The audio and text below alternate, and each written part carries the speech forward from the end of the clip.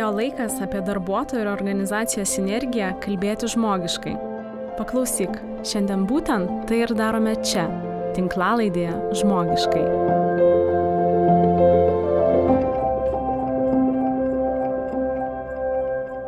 Labą dieną, tinklalaidė Žmogiškai klausytojai, žiūrėtojai ir visa LinkedIn bendruomenė. Džiaugiuosi su jumis turėdama galimybę sveikintis tikrai įdomią dieną. Šiandien turim kalendorinę balandžio 1.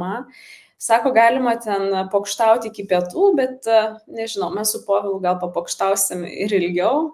O jeigu iš tikrųjų, tai džiaugiuosi turėdama galimybę šiandien jums į eterį atnešti man pačiai labai įdomią temą ir labai įdomų pašnekovilą, Povilą Klusaitį, su kuriuo mes šiandien pakalbėsim keliomis turbūt temomis arba potėmėmis, bet ypatingai man įdomu bus išgirsti, kaip Povilas organizaciją iš tokio bjauriojo ančiuko, jeigu galima taip sakyti, atvedė iki vienos mylimiausių parduotuvių Lietuvoje, kaip pataikyti visada į temą, kaip būti čia ir dabar, kaip nelaukti rytojaus, o veikti dabar ir kaip vadovo komunikacija LinkedIn'e arba socialinėje erdvėje, konferencijose ir visur kitur, net nereklamuojant savo produkto, prisideda prie pačio projekto fantazijos.lt sėkmės.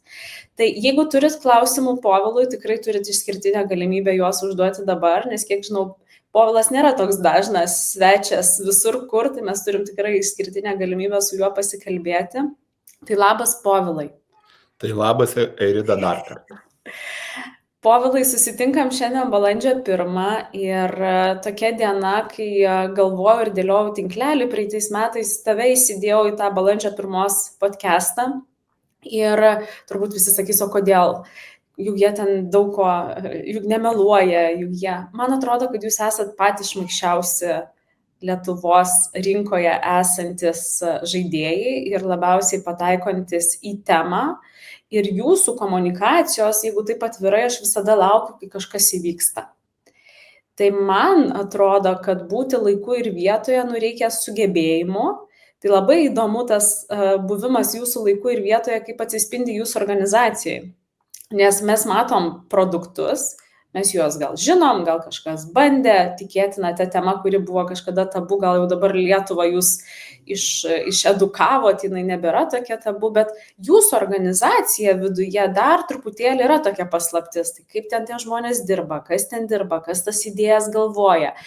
Tai žinau tokių istorijų, kad idėjas pasiemat net iš darbuotojų močiučių, tai galėsi papasakoti.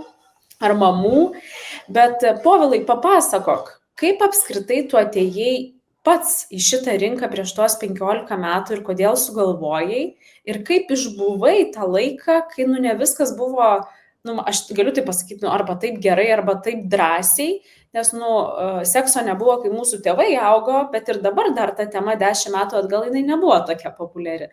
Tai vat kaip tu atėjai iki čia ir kaip išbuvai tą sunkų įmonei periodą? Tai ačiū, Erida, pirmiausia, kad pakvietei mane. Iš tiesų, galiu pasakyti, paskutiniu metu kažkaip fantazijos ta tema visai tampa įdomi, tai pakviečia mus į kokias nors konferencijas, į podcastus, tai tavo kvietimas buvo kvietimas, kurį aš gavau anksčiausiai iki išėjimo datos, nes įprastai ten visus porai savaičių arba man čia vakar naktį parašė studentai, kad ar gali ketvirtadienį pas mus ateiti, dažniausiai reikia čia ir dabar, tai labai džiugu, kad yra žmonių, kurie sugeba planuotis gyvenimą ir 4-5 mėnesius į priekį. Taip. 4 mėnesiai tikrai atgal, kad norėjau. Kad pats toks žmogus nesu, bet mūsų susitikimą susiplanavom ir džiugu, kad abudu susitikome. Tai iš tiesų daug kas nustemba, kai pasakau, kad mūsų verslui yra 15 metų, nes kažkaip visiems tos fantazijos LT pradėjo labiau girdėtis prieš 2 metus, 3 metus, 4, galbūt kai ten visokie YouTube podcastai labiau pradėjo Lietuvoje populiarėti ir mus ten pradėjo reklamuoti, o iki to laiko atrodė, kad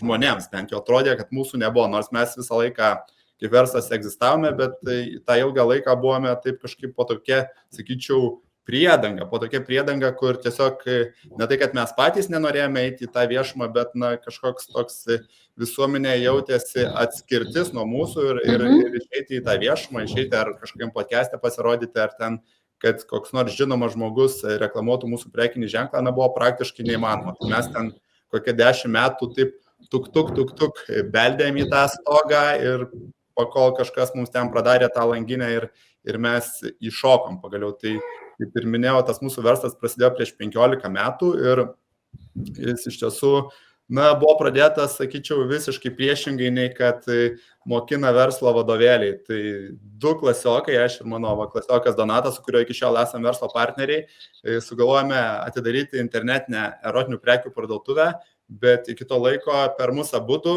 erotinių prekių parduotuvėje tik vienas iš mūsų iš viso buvome ten lankėsi. Tai buvome pakankamai diletantai ir jeigu sako ten, kad reikia nerti į tą sritį, kurioje geriausiai gaudaisi, kurią mėgsti, kurioje esi ekspertas arba bent jau labai tos srities mėgėjas, tai mes, sakyčiau, padarėme visiškai priešingai padarėme ir tuo metu, jeigu būtume turbūt paklausę kokių nors verslo konsultantų patarimų, tai būtų sakę, kad vyrai jūs čia sudegsit, užsidarysit ir nieko nebus, bet mes kažkaip taip po truputėlį prisijaukinom ir tas mūsų prekes ir tą mūsų verslą ir už tai 15 metų gyvuojame ir Fantazijos LT gyvuoja ir mes su verslo partneriu taip pat iki šiol kasdieną dviese valdome tą mūsų verslą.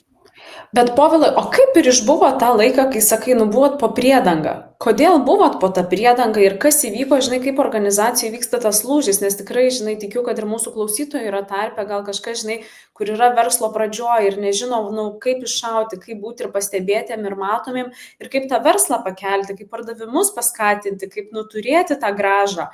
Tai vat, kaip išbuvo tą laiką ir ką po to padarė tą akceleratorių, kur paspaudėt, kad įvyktų tas pokytis. Nes apie jūs dabar tikrai žino net vaikai, pamatė tą boružėlį ant troleibuso. Taip, vaikai yra pamėgę ar mūsų nenustok žaisti dainelę, kurią nekartą esu girdėjęs, kaip dainuoja. Čia tokie šalutiniai poveikiai mūsų reklamos. Iš tiesų, tai kai verslas, tarkim, vystomas ir jam nutinka kažkas baisaus, ten kažkas sugriūna, sulūžta, susprogsta, ir aišku, kad tas verslas užsidaro, tai tada labai visiems yra aišku, kad jau čia niekas nebepajo ir verta užsidaryti.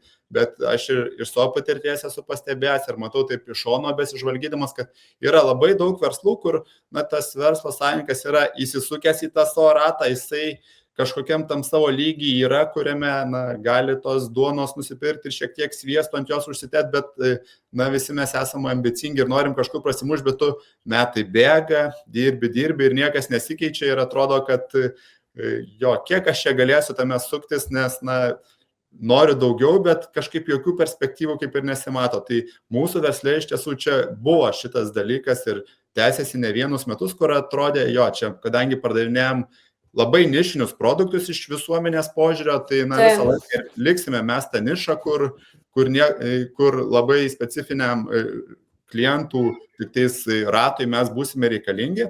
Bet mes kažkaip nuo pat savo verslo pradžios turėjome tokį nusistatymą, kad einame per tai, kad mūsų produktai nėra kažkokie nišiniai, jie nėra kažkokie stebuklingi, nėra kažkokie skirti tik ypatingiems žmonėms, bet jie yra skirti visiems. Ir mes kažkaip patys taip paprastai žiūrėdami į savo tuos parduodamus produktus visą laiką ir viduje, ir į komunikaciją žiūrėdami taip komunikavome ir po truputėlį kažkaip ėmė ir kaip minėjau, tas kažkokį beldėm ir tą skylutę pramušėm ir jau tada pasipylė mūsų visur, kur tik įmanoma. Iš tiesų labai daug prisidėjo prie mūsų verslo sėkmės ir COVID'as, nes tuo metu žmonės buvo uždaryti namuose ir kai jie buvo uždaryti namuose, tai ieškojo pramogų, į New Yorką negalėjo nuskristi, tai bandė namuose susiorganizuoti.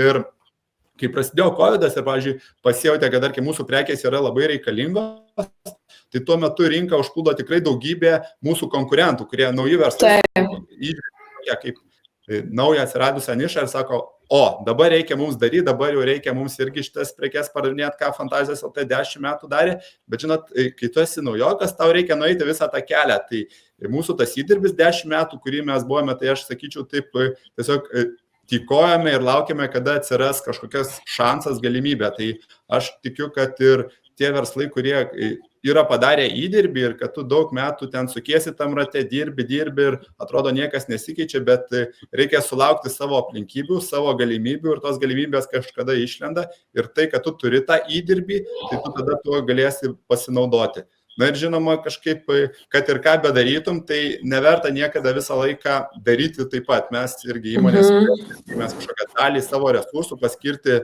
naujoms rinkoms, naujiems produktams, naujiems kažkokiems marketinginiams sprendimams. Nes, tarkim, kalbant apie tą patį marketingą, visą laiką ieškome kažkokių naujų neatrastų kanalų, kur mes dar nebuvome, nors atrodytų, va, čia jau radome tai, kas pasiteisina ir galėtume su tuo važiuoti, bet tų naujovių paieška, ten iš 10-9 tu tiesiog sudegini pinigų savo laiką, bet kai tas vienas kažkoks iššauna, tai jis tau tada atperka visą tą vargą.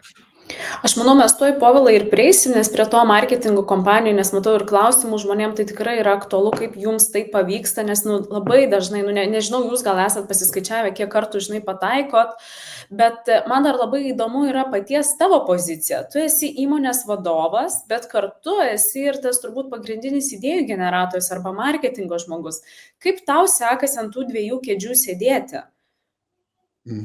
Tai iš tiesų laviravimas ant šitų dviejų kėdžių nėra labai lengvas, nes marketingas ir visi kiti įmonės vadovo reikalai yra ganėtinai reikalaujantis skirtingų kompetencijų, pasakysiu. Tikrai taip. Nes įmonės vadovas rūpinasi ir darbuotojais, ir finansais, ir visų ūkių įmonės, ir nuolat ištinkančiais visokiais netikėtais dalykais.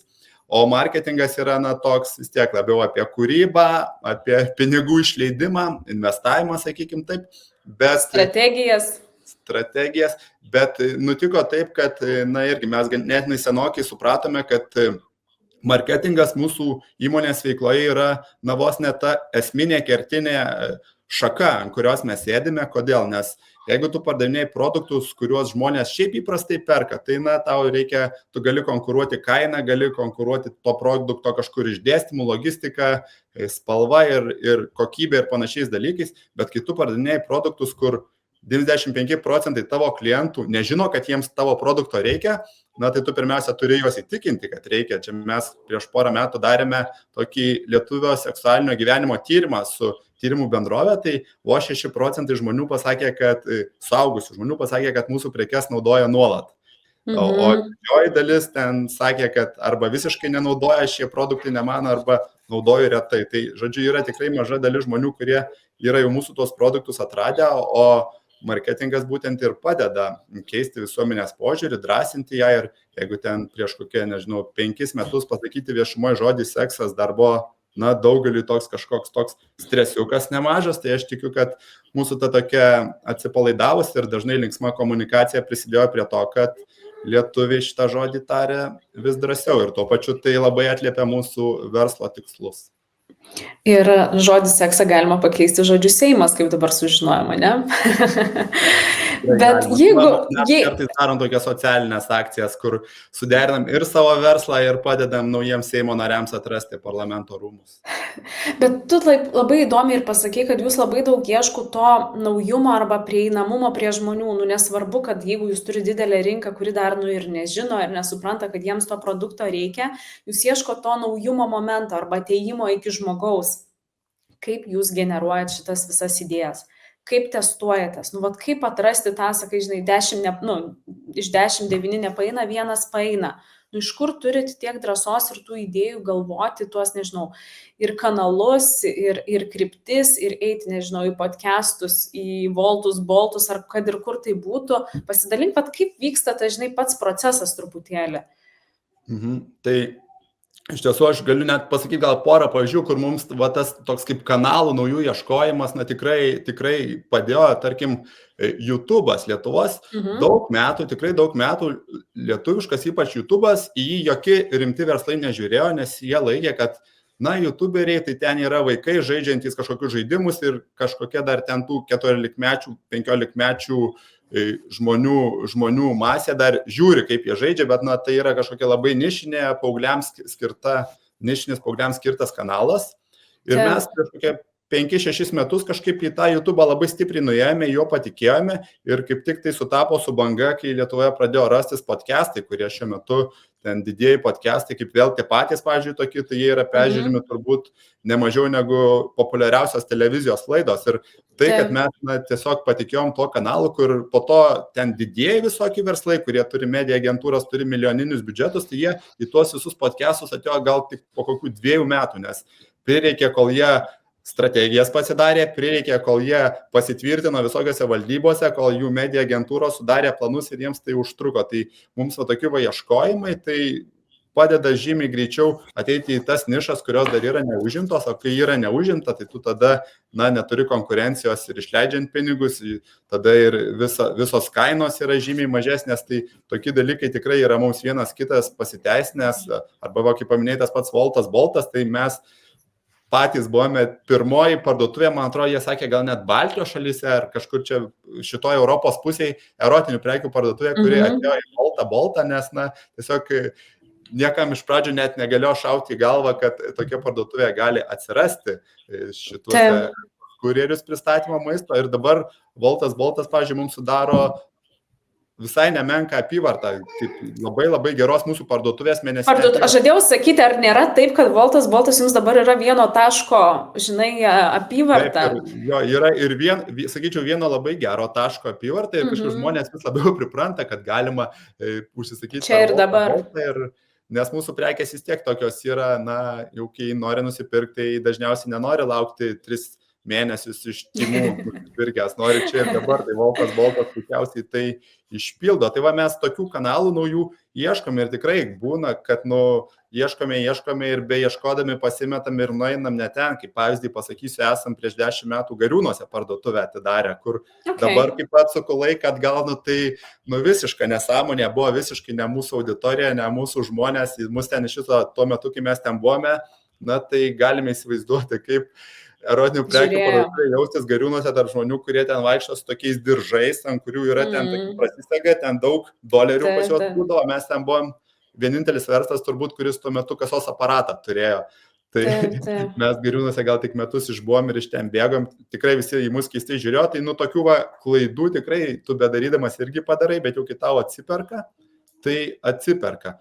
O kalbant apie tos marketingo visus mūsų tokius drąsius, greitus išstojimus, tai daug kas manęs klausia, kaip jūs visą tai išbrainstorminat, tai turbūt didžiausia paslaptis ir yra, kad mes nebrainstorminam. Mes gyvenam... Bet kaip tai vyksta, pavyzdžiui, kaip pavyzdys, ne? Ir paimkim, kurią čia galim pastarąją kampaniją su politiku, ne? Kaip pavyzdys, ne? Kelionė į Ameriką. Ta pačią dieną atsiranda pas jūs MAGA. Kaip? Taip, tai jeigu mes įsivaizduokime, būtume lapkričio, gruodžio mėnesį susėdę marketingo skyrius mūsų ir darę strategiją, kad mes dabar paruošiam planą, kaip čia reaguosime į Remigijaus Žemaitaičio kažkokius skrydžius. Tai būtų neįmanoma įgyvendinti. Taip. Tai pas mus veikia šiek tiek kitaip. Mes gyvename savo verslo ritmu ir mes tuo pačiu negalvojame, kad mūsų verslo niša yra pribota tik tais tuo, kas yra susiję būtent su mūsų verslo niša. Mes norime būti tiesiog visuomenės dalimi ir mes stebime tą aplinką, pasitelkę empatiją, matome, kur kažkas susiję galėtų būti su mumis, bet nors tai yra labai tolima. Ir kai atrandame tą kažkokią galimybę, tai daug negalvojame, apsitarėme savo mažoj komandoj, parodom dar keliems draugams, pas kuriuos tokį filtrą praeinam, ar čia tikrai neužsitrauksim labai didelės rūstybės kažkieno ir sakom, nes mes čia, Povilai, ir turim klausimų, Agnė Bieliauskė klausė, ar prieš paleisdami į viešumą testuojate savo šmaikščias reklaminės kampanijas, nes čia tikrai yra be galo slidu, ten, ar MAGA, ar ten, nežinau, Trumpas nelaimės, man šitą žiauriai patiko, ne, tu su kiekvienu kartu tu rizikuoji. Taip, mes testuojamės, bet tas testavimas tikrai nėra tokio dydžio, kaip galėtum įsivaizduoti, kad jeigu tu norėtum 100% apsidrausti, tai tas testavimas turėtų ten vykti turbūt su didelė auditorija ilgesnį laiką, tai jeigu mes tai padarytume, tai tarkim tą išėjimą apie Žemaitaitį būtume galbūt tik šiandien paleidę ir jis niekam būtų neaktualus, o mes visada stengiamės būti aktualiu, tai kai tu darai kažką greito, drąsaus, tu visada rizikuoji, tikrai nėra taip, kad tu 100% žinai, kad padarysiu, visiems labai patiks, bus juokinga ir nebus pasipiktinusių. Tai jaučiame, kad vaikštome tuo planu ribu, bet tuo planu ledu, bet tuo pačiu mes pas save irgi turime tam tikrus nusistatę, na, pavadinkim taip, komunikacinės vertybės, kaip mes visada reaguodami į kažką greito, kai neturime laiko ten labai stipriai pagalvoti, į ką mes atsiremiam. Tai pavyzdžiui, kad ir ką mes darytume su savo komunikacija, mes visada stengiamės, jeigu iš kažko juokiamės, jei užkabinam kažką kito, tai stengiamės kabinti tokius, kurie yra stipresni už mus.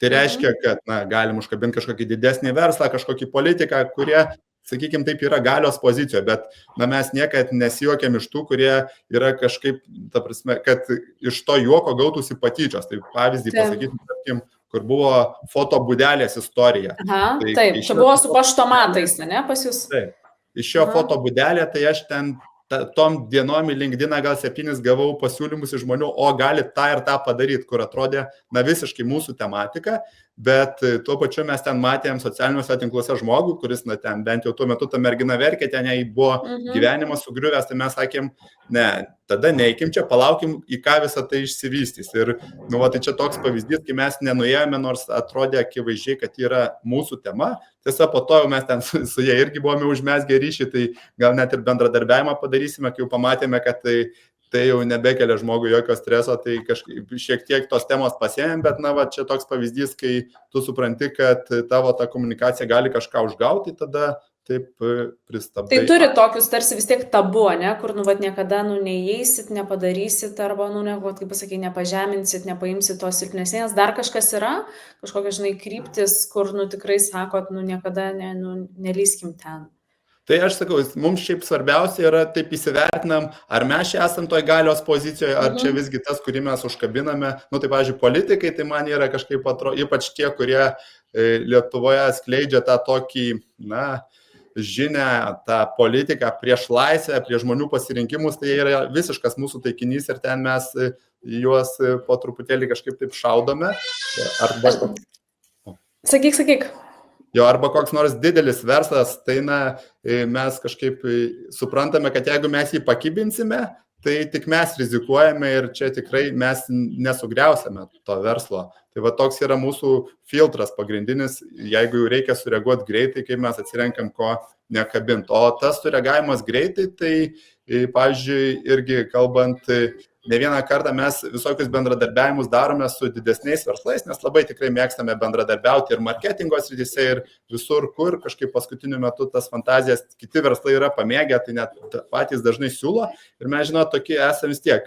Jau jeigu darome, stengiamės, kad tas mūsų išėjimas būtų toks ryškesnis. Tai ne vieną kartą esame susidūrę su situacija, kai ten apsiderinam su marketingo skyriumi kokią nors idėją ir ten porą dienų po to iš kitos pusės tyla ir jie grįžta pas mus, sako, žinokit, mūsų valdyba pasitarė ir sako, nedarysime to. Tai kad mes to išvengt, pavyzdžiui, tai mūsų valdyba, kuri pasitarė, yra labai maža, nes aš tikiu, kad drąsūs sprendimai negali gimti minioje. Jeigu daug žmonių pradeda apie kažką tokio diskutuoti į kairę, šiek tiek arba į dešinę, tai visada atsiras tas vienas, kuris pakels ranką, sakys, čia gali būti tas ir tas nutikti, ir tada nieko nebenutinka. Tai geriau turėti tą mažą komandą, kuri žino kažkokias savo tas gairės, žino tas vertybės ir yra tuo pačiu pasiryžus prisimti tą dalelę atsakomybės, kad gali viskas kažkaip imti ir susprogti. Čia labai svarbu, tu tą, takoskyrą parodai, kada kartais, tu gali greitai reaguoti ir kiek tau reikia žmonių, ir kai tu turi ilgą procesą, kodėl kartais, nepavyksta ir kaip organizacijos, turi atsirinkti dalykus, kuriuose jie gali būti greiti. Nes tikrai yra organizacijų, kurios pamiršta, kad gali būti greitos.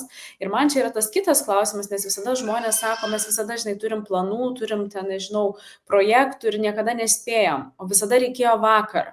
Tai man įdomu, kaip jūs planuojate savo laiką, nes, tikrai turit strategijas, turit į priekį kažką pasiplanavę ir ištinka, kelionė į Ameriką, kaip nustumėt tuos darbus, ar esat pasidarę, susitarę, kad jeigu kažkas vyksta čia on top, dabar mes galim, skipinti, praleisti, nes čia darbuotojams dažniausiai, tas kyla, didelis stresas, kad vadovas, nuėjo papietauti su Irida, kilo jam idėja, viską metam, čia nebedarom, darom kažką naują.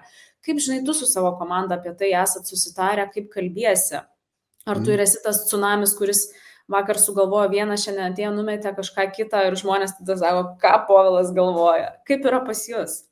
Tai iš tiesų aš sakyčiau, tos mūsų idėjos, kurioms reikia didelio komandos įsitraukimo ir ten čia ir dabar daryti, tai turbūt yra tas molis kažkoks, kuris visai suklijuoja mūsų komandą, nes kai va ištinka kažkokia toks projektas netikėtas, kuris supranti, kad yra kažkas tokio, kur gali būti wow, arba labai gerai, arba labai blogai, bet kažkas bus, tai įsitraukia pas mus visi, įsitraukia su dideliu noru ir su dideliu entuzijazmu.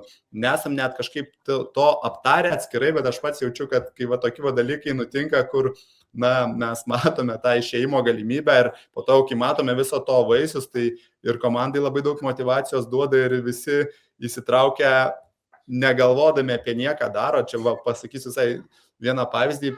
Prieš kokius gal 2-3 mėnesius, čia mūsų ofisas yra netoli Kauno Žalgirio parduotuvės Vilniuje.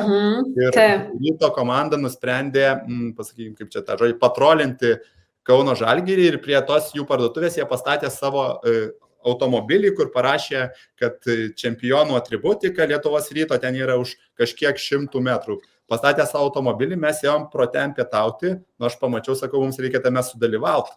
Tai mes per vieną dieną suderinom, kad mes irgi pastatytume prie Žalgirio parduotuvės mikroautobusą Fantazijos LT, ant kurio būtų užrašyta krepšinis neseksas, abiems gerai nebus, Fantazijos LT. Ir kad šitą dalyką padaryti, ten turėjo pas mus 6 žmonės įsitraukti, nes kažkas turėjo užsakyti mikroautobusą, kažkas turėjo iš kito Vilniaus galo atvaryti reklamą, suderinti ir visą kitą.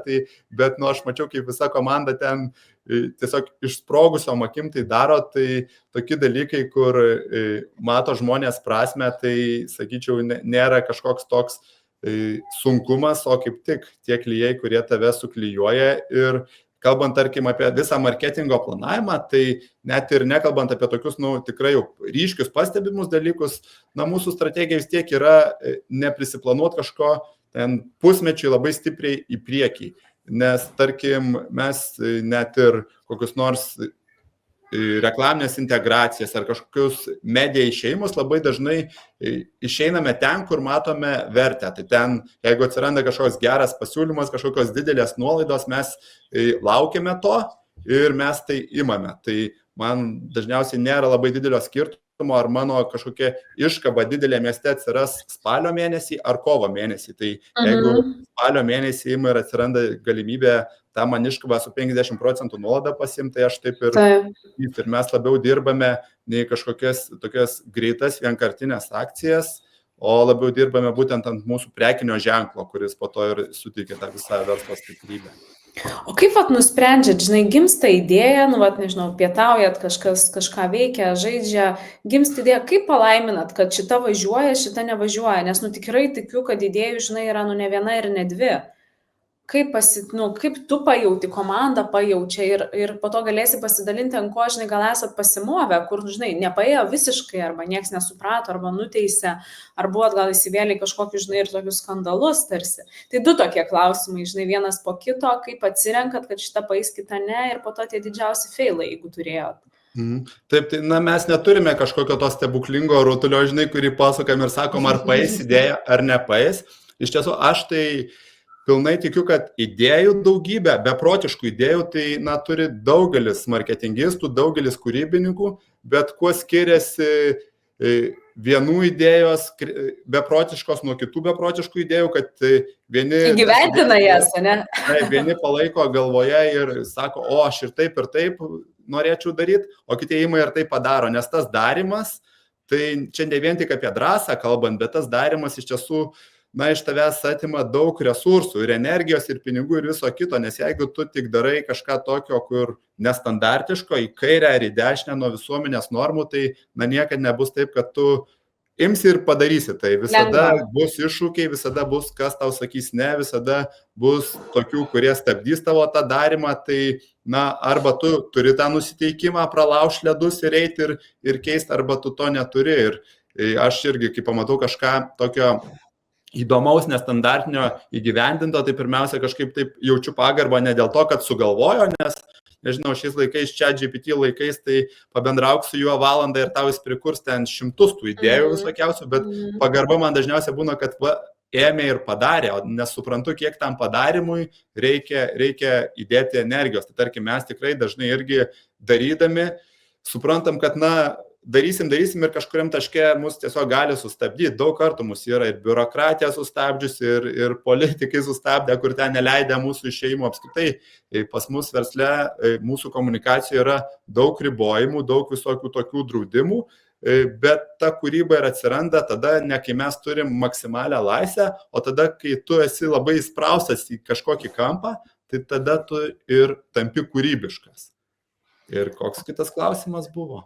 Apie tos didžiausius feilus, ar turėjot, kur kažkas neapėjo, kur, galvojot, kad bus gera kampanija, iššaus ir būsit, ir matomi, ir pardavimus padarysit, nes vis tiek galia yra tikrai būti ne tik matomiems, bet ir, turėti, kaip tu sakai, ne tik ką ant duonos užsitepti, bet dar ir kur skaniai tą duoną suvalgyti.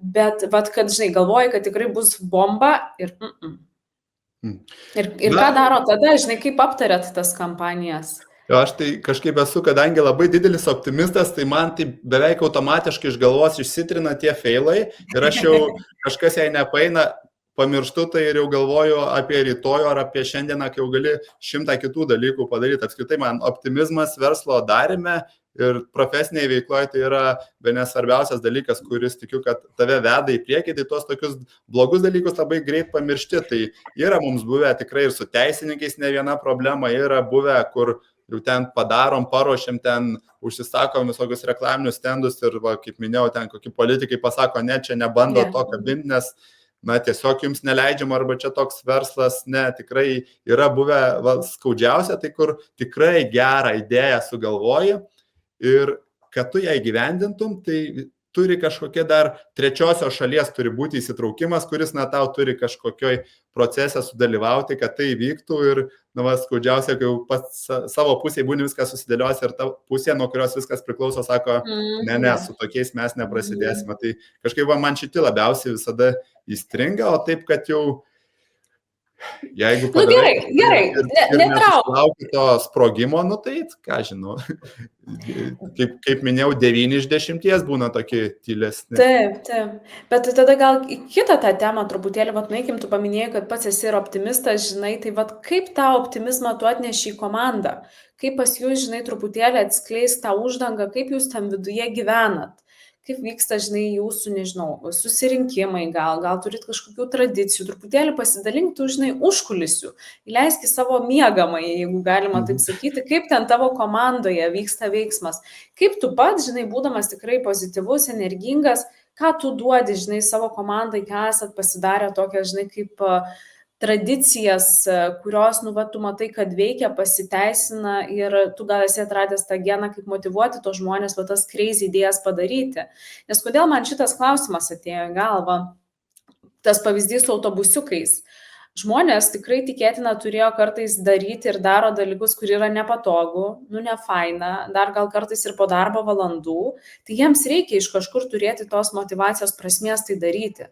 Tai kaip, Povilai, tu, užvedi tos žmonės patikėti, daryti ir aukoti kartais save, arba, perlipti per negaliu.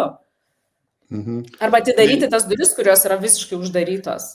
Jo, aš kažkaip visiems sakau, kad, to darbiniai veikloje tų kažkokių tokių perdėm didelių aukų niekad neturėtų būti. Ir čia papasakosiu truputį, kaip pas mus, tarkim, įmonė visa ta darbo kultūra yra, bet kad mes visgi čia, nežinau, ne atominės elektrinės statom ir ne pasaulį gelbstim nuo atšilimo pasaulinio, tai čia ne ta vieta, kur jau ten mums reikėtų plėšyti spaltus ir ten per naktis dirbti, nesustojant ir kažkaip per tą kančią eiti, tai pas mus įmonėje to tikrai nėra ir sakyčiau, jeigu kažkada reikia ten ar po darbo valandų padirbėti, ar ten kažkokio papildomo streso patirti, tai pas mus ganėtinai yra ta sudėliotas darbo visas procesas taip, kad žmogus pats ima ir savo tai kompensuosi, nes dar daug metų prieš COVID pas mus įmonėje visi tie, kurie gali dirbti nuotoliniu būdu, gali dirbti nuotoliniu būdu. Tai jeigu pas daugelį verslų tik tais COVID metu visi suprato, kad čia mes per Zoomą dabar bendrausime, tai pas mus kažkaip tas požiūris toks laisvas buvo ilgą laiką. Žinoma, jeigu tu dirbi sandėlyje ar parduotuvėje, tai tu niekur neišeisi ir tenka ateiti į darbo vietą, bet visi kiti, tai pavadinkim, ofiso darbuotojai, tai pas mus didžiąją dalimi gali dirbti iš kur nori, kada nori. Ir ten tikrai 11 val. Nueiti sportuoti, o 11 vakaro ten kažką padaryti gali mūsų programuotojas, pavyzdžiui. Tai šitoj vietoj, aš kažkaip į darželį ėjau pats asmeniškai prieš daugybę metų ir man jisai tokius nekokius prisiminimus yra palikęs, tai aš stengiuosi, kad pas mus versle to darželio būtų kuo mažiau ir aš tikrai nenoriu būti darželio auklėtoju.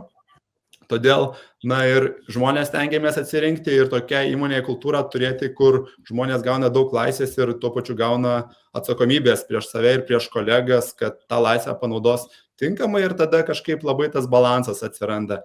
Jeigu ten reikia kažkurioje vietoje pasiplėšyti, tai žmogus tokia būtybė, kad jis tada rasta laiko, kaip savo kompensuotis. O kalbant apie mūsų visą įmonės vidų ir kokia viduje vyksta komunikacija, tai būtų iš tiesų labai keista, jeigu mūsų viduje komunikacija būtų, tarkim, priešinga visiškai nei, kad mūsų įmonės komunikacija į išorę. Jeigu mes ten viduje būtume kažkokie sėdėtume rimti su kostiumais ir kartais dar paverktume prie stalo, tai pas mus taip tikrai nėra, yra, kaip minėjau, daug tikrai laisvės ir daug tų pačių pokštų, kurie išeina į išorę, jie vienokiu ar kitokiu būdu vyksta ir pas mus įmonėje ir tikrai gana laisvai gyvename. Ir tada kažkaip, kai tau nereikia bandyti apsimesti tuo, ko nesi, tai ta ir komunikacija tokia gaunasi visai natūrali ir tokia, kokia pas tave yra viduje. Tai aš tuo tikrai labai džiaugiuosi, nes dėl pinigų, žinoma, šiam gyvenime galima padaryti daug, bet jeigu tu visą laiką eitum prieš savo vertybės, prieš savo būtį ir bandytum ten į viešumą komunikuoti tai, kuo tu nesi iš tiesų, tai 15 metų tikrai neištemptum ir anksčiau ar vėliau palūžtum.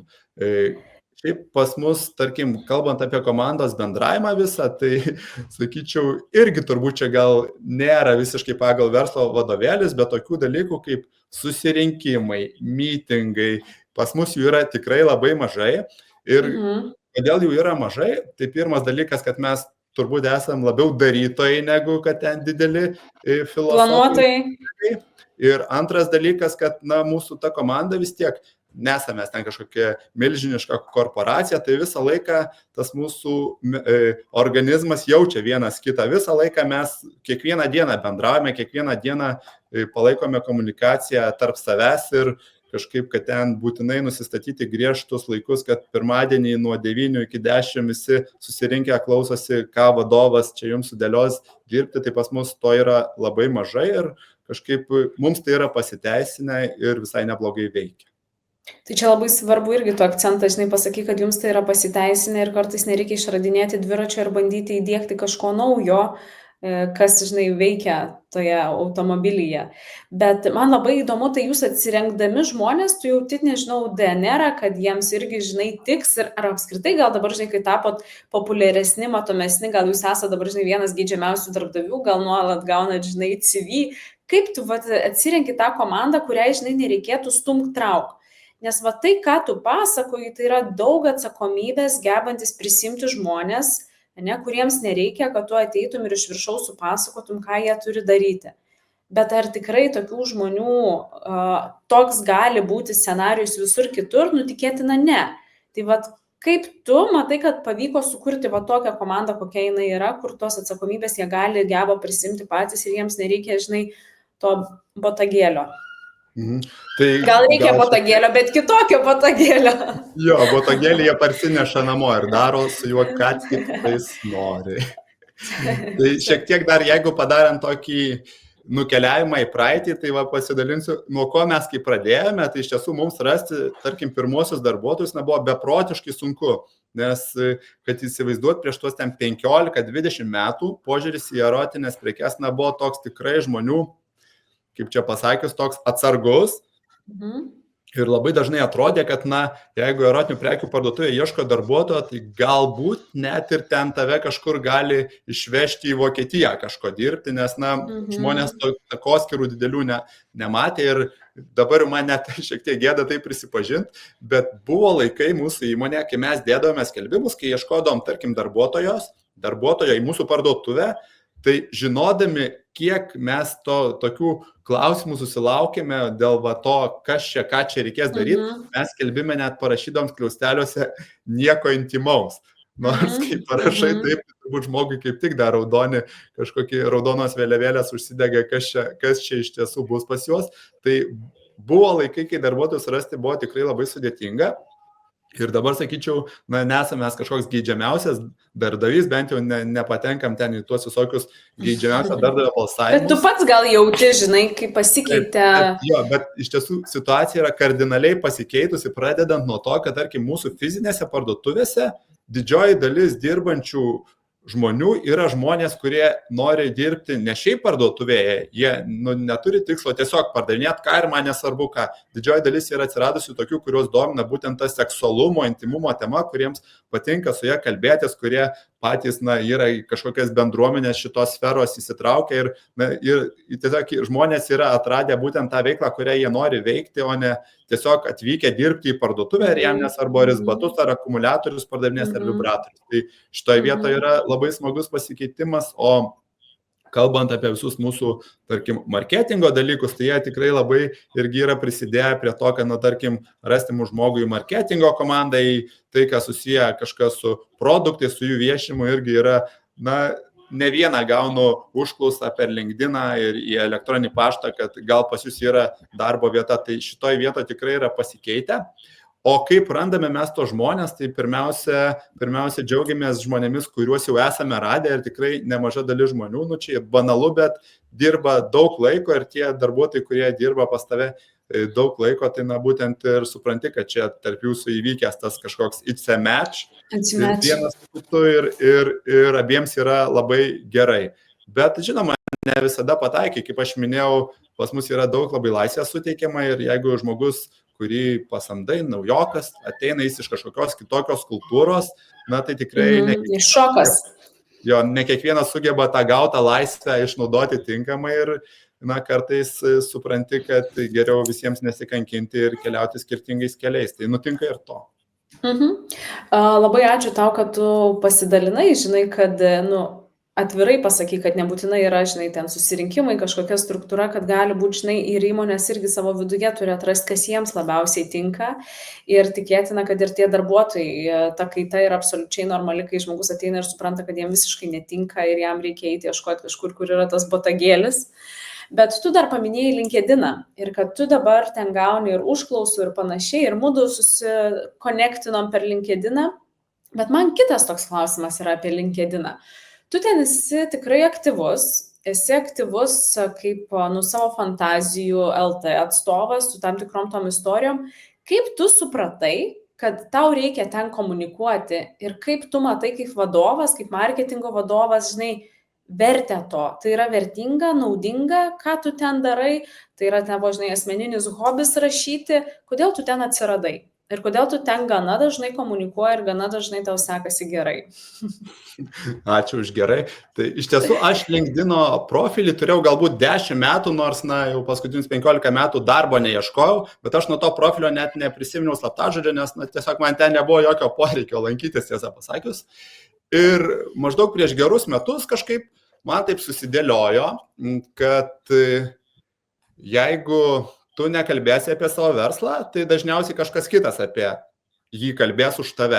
Kažkas kitas kalbės už tave ir, pavyzdžiui, jau mes iš tos pramoginės visos pusės, tokios iš tos informacinės pusės, apie mūsų produktus, apie visą mūsų temą, neblogai visai tą žinią esame paskleidę, bet tuo pačiu į mus kaip į verslą daugelis visgi dar vis tiek žiūrėjo per kažkokį tokį nepasitikėjimo, tokį kažkokį žvilgsnį. Ir aš tada taip sudėliojęs tą mintį. Nors šiaip aš nesu labai toks atvirauti mėgstantis žmogus, tai dėl to turbūt ir nesiveržiau niekada savo tų minčių skleisti, bet sudėliojęs tai, kad tai mūsų įmonė gali būti pridėtinė vertė.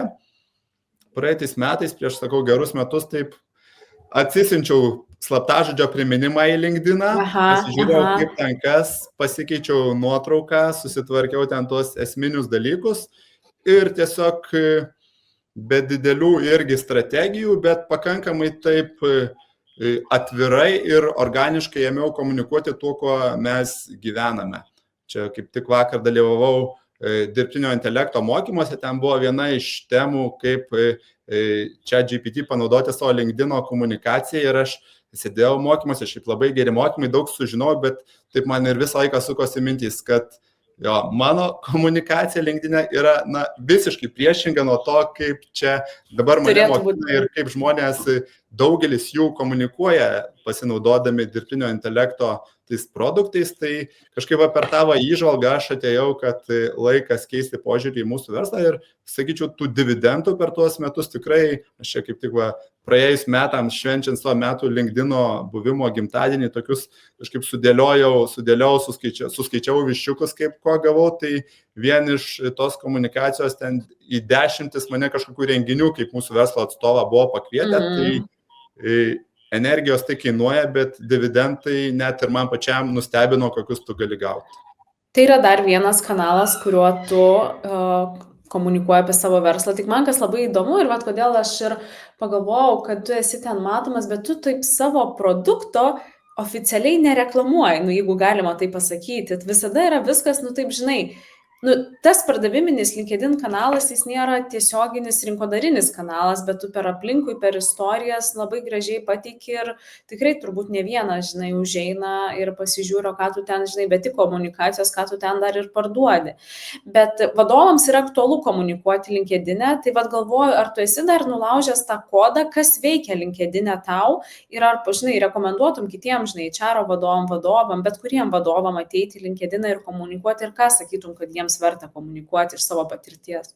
Tai mano patirtis sako, kad veikia ne instrukcijos, o istorijos. Būtent istorijos veikia atvirumas, veikia pasakojimas apie save, nes, tas instrukcijas ir bet kažkokį temos specifiką, bet kokios temos, kurioje jūs ten besidarbuojate, žmogus gali panaudodamas tą patį ChatGPT neprastesnės žinias gauti ir galbūt net geresnės. Tai reikia visada suprasti, kad reikia to tokio asmeninio prisilietimo, žmonėms reikia istorijų, žmonėms reikia jūsų verslo ar jūsų darbo kažkokio tų užkulisių vidaus.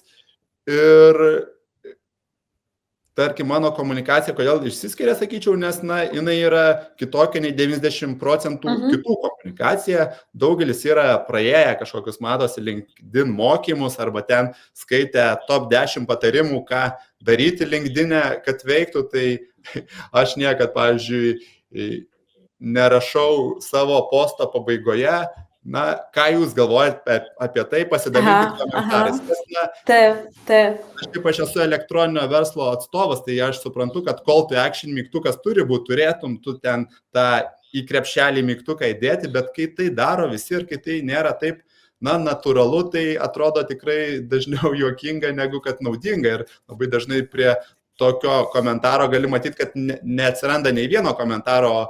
Jeigu tu užšiopi temą, jeigu tu rašai žmonėms, kas yra aktualu, tai jie patys komentuos pas tave ir rašys ir tau nereikės ten prašyti tų komentarų. Tai aš turiu tokių dalykų, kuriuos, turbūt nedarau pagal tuos tokius standartinius LinkedIn patarimus ir labai gerai paminėjai, kad žinoma, nereklamuoju čia mūsų produktų parduodamų, nes turbūt pirmiausia dėl to, kad esu adekvatus žmogus ir suprantu, kad reikia visada jausti kontekstą. Tai, pavyzdžiui, jeigu žmonės atvyksta pas mus į parduotuvę į ekskursiją, kur vyksta tokios ekskursijos, tai jie ten atvyksta susipažinti su mūsų prekėmis, sužinoti istorijų, bet jie ten neatvyksta sužinoti apie LinkedIn komunikaciją, pavyzdžiui. O kitas LinkedIn, tai tu supranti, kad čia žmonės renkasi sužinoti profesinių dalykų apie verslą, o ne apie parduodamas prekes. Tai aš jausdamas tą kontekstą ir dalinuosi tai, kas, suprantu, kad žmonėms yra įdomu ir apskritai mūsų prekės net ir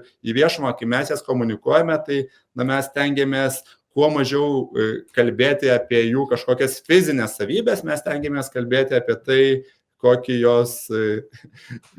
emociją jos ar poveikį tau suteikia. Tai net ir tame taip labai kažkaip primityviai reklamuoti savo produktus nesistengiame. Ir, tarkim, dar grįžtant prie to paties LinkedIn'o, tai esu pastebėjęs, kad dažniausiai LinkedIn'e komunikuoja žmonės, kuriems labai akivaizdžiai matosi ekonominė nauda komunikuojant LinkedIn'e. Jeigu tu dirbi verslas verslui, tai viskas aišku, čia yra tavo auditorija ir tu darai labai, labai konkrečius pardavimus komunikuodamas.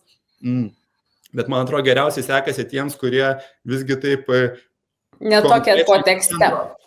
Konkrečiai nebando pardavinėti, o visgi labiau dirba ant savo to prekinio ženklo ir kai tu negalvoji apie tai, kaip čia man su kiekvienu postu save parduoti, tai tada tiesiog tie žmonės ateis laikas, kai jie patys į tave kreipsis ir norės iš tavęs nusipirkti.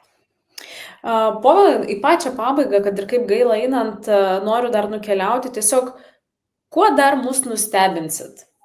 Kokių turit, nežinau, idėjų, ką norit prasitestuoti, pabandyti, ko mums tikėtis iš Fantazijos LT? Žinai, sakai, didelių planų niekada neturit, žinai, reaguojat, bet vis tiek, metai 2 į priekį, ko galim tikėtis? Kokių naujų nišų įnešit? Tai labai tokių didesnių išėjimų, nei kad, pavyzdžiui, įvyko šiandien, kai mes pranešėme, kad išleidžiame Vilniaus miesto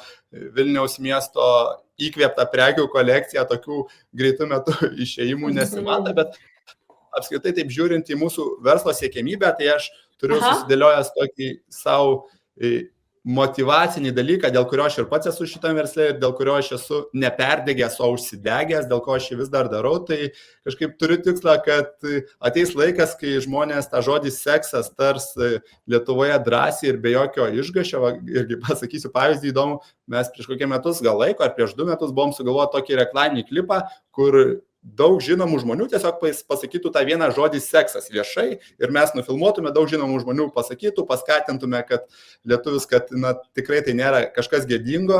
Atsirinkom gal 50 žmonių, paaiškėjo, kad iš jų tik 2 buvo pasiryžę pasakyti, daugelis sakė, viskas gerai, ką darot, bet čia yra ne man. Tai mano tikslas būtų toks, kad, nežinau, po 5-10 metų žmonės tą žodį seksas tars daug drąsiau, jiems nebus streso užeiti į mūsų parduotuvę, kaip kad užeina į bet kokią kitą parduotuvę ir tuo pačiu Lietuvoje tos laisvės bus daug daugiau ir bendrom jėgom mes atsikratysim visų Petrų Gražulių ir viešumoje ne jų skambės žodis, o skambės žmonių žodis, kurie yra už laisvę, už lygybę ir už tai, kad visi turim teisę pasirinkti, kaip gyventi, su kuo miegoti ir kada miegoti.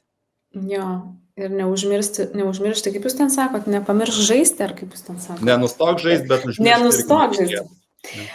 O, nežinau, dar kilo tokia mintis ir paklausiu greitai. Turit į kažką, ką lygiuojatės? Žinai, verslai dažnai turi kažkokią savo kelrodę žvaigždę. Tu, kaip, žinai, Povilai, turi su Fantazijos LT, žinai, tokią kelrodę, kur norit būti, arba nežinau, nebūtinai gal kažką stebi, žinai, užsienį, kažkokias, kas reklamas daro, kas kompanijas daro, ar turit kažką, į ką, žinai, lygiuojatės?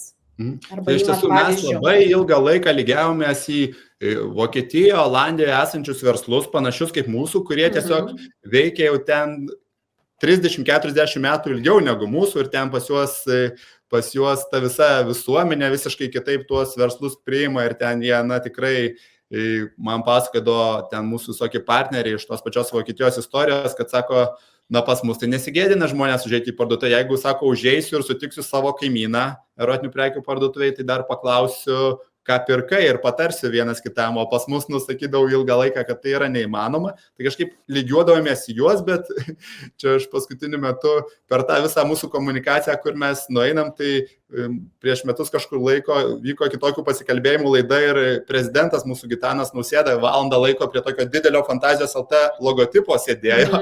Tai aš dabar esu pasidaręs nuotrauką, kuris sėdėjo ir tiems mūsų užsienio partneriams parodau, sakau, pažįsti šitą vyrą, sakau.